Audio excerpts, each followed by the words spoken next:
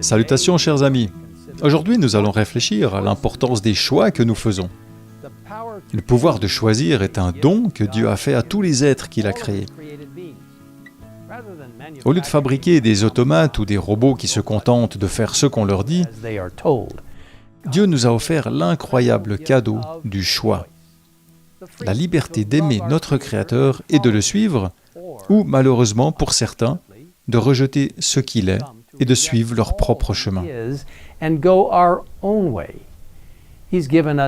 Il nous a donné la liberté d'aimer ou de haïr, de choisir la vie ou la mort. Vous voyez, le pouvoir du choix est en jeu depuis le Jardin d'Éden, quand Adam et Ève ont choisi de manger le fruit défendu.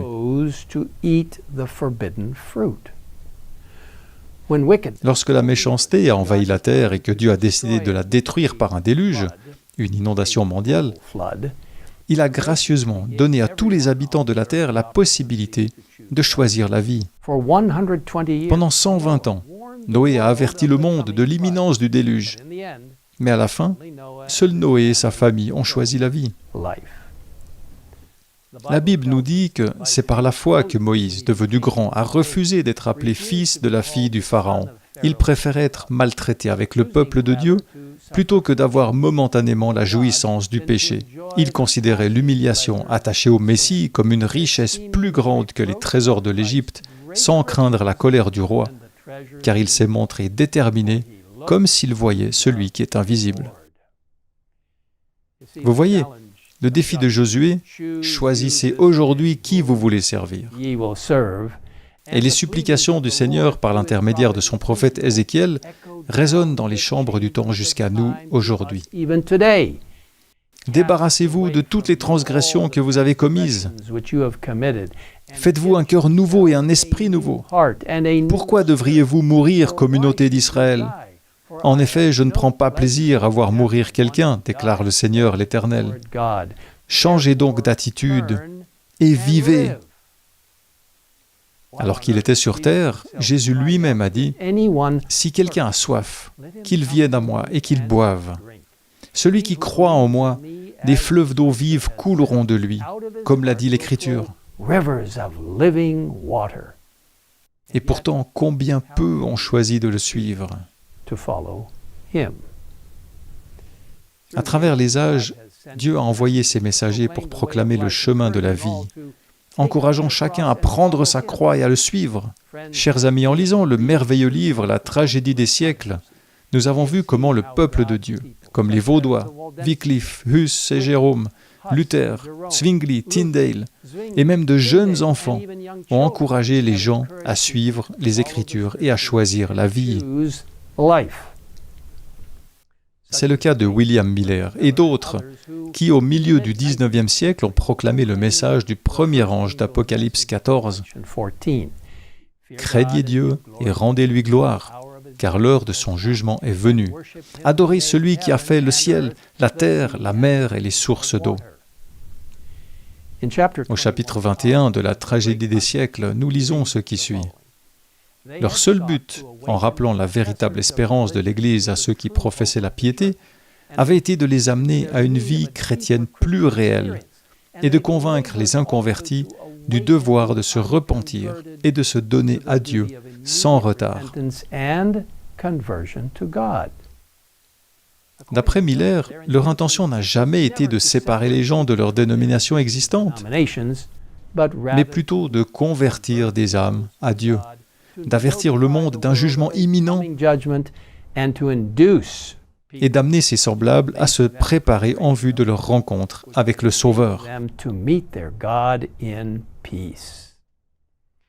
Lorsque Miller commença à prêcher le message de l'Avent, celui-ci fut généralement accepté par les églises car il tendait à renforcer les membres dans la foi. Cependant, très vite, les ministres et les chefs religieux des églises établies rejetèrent le message d'un jugement imminent et du retour du Christ. Ils n'étaient plus autorisés à prêcher ce message publiquement, ni les membres à parler de son retour. Les croyants de l'Avent se trouvèrent alors dans une situation très difficile.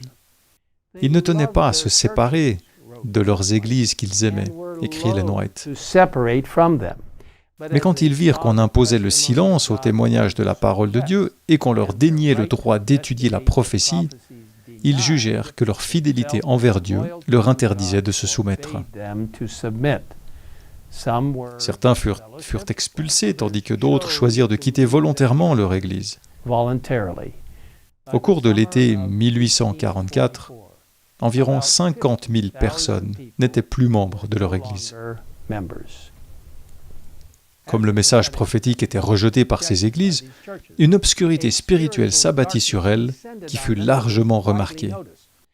Parlant de cette situation, le professeur Finney du Oberlin College déclara « Presque partout, l'on constate un marasme spirituel terriblement prononcé.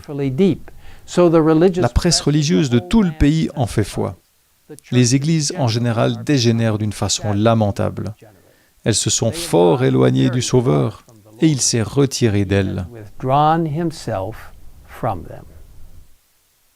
Commentant cela, Ellen White a écrit « La cause de cet état de choses se trouvait forcément dans l'Église elle-même. Les ténèbres spirituelles qui enveloppent les nations, les églises et les individus ne proviennent pas de ce que Dieu retire arbitrairement les secours de sa grâce, mais de l'attitude des hommes à l'égard de la lumière. » Elle poursuit en disant « Quiconque résiste à ses convictions parce qu'elles contrarient ses inclinations finit par perdre la faculté de distinguer la vérité de l'erreur. » Là où la vérité divine est méprisée ou négligée, l'Église est plongée dans les ténèbres. La foi et l'amour font place à la mésentente et aux dissensions. Les croyants concentrent leur attention et leur énergie sur les choses du monde, et les pécheurs s'endurcissent dans leur impénitence. Voyez-vous, mes amis, le message du premier ange d'Apocalypse 14, proclamé par les premiers croyants de l'Avent, nous interpelle à nouveau aujourd'hui. Craignez Dieu et rendez-lui gloire, car l'heure de son jugement est venue. Adorez celui qui a fait le ciel, la terre, la mer et les sources d'eau. Ce message est suivi de deux autres messages angéliques dans le même chapitre. Choisissons-nous d'écouter ces derniers messages d'avertissement? Choisissons-nous de les partager avec un monde qui en a désespérément besoin? Quels sont les choix que nous faisons aujourd'hui? Des choix qui dureront pour l'éternité.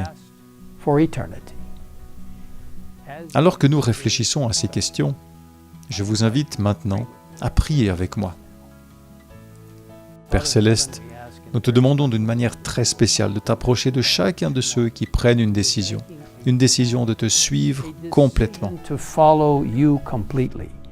Aide-nous à choisir d'accepter le message du premier ange, du deuxième ange et du troisième ange d'Apocalypse 14 au verset 6 à 12. Aide-nous à comprendre que tu nous appelles à sortir de la confusion et de Babylone pour entrer dans le vrai culte de Dieu. Aide-nous à prendre les bonnes décisions et à faire les bons choix dans notre vie, afin que nous puissions passer l'éternité avec toi. Nous te le demandons au nom de Jésus. Amen. Amen.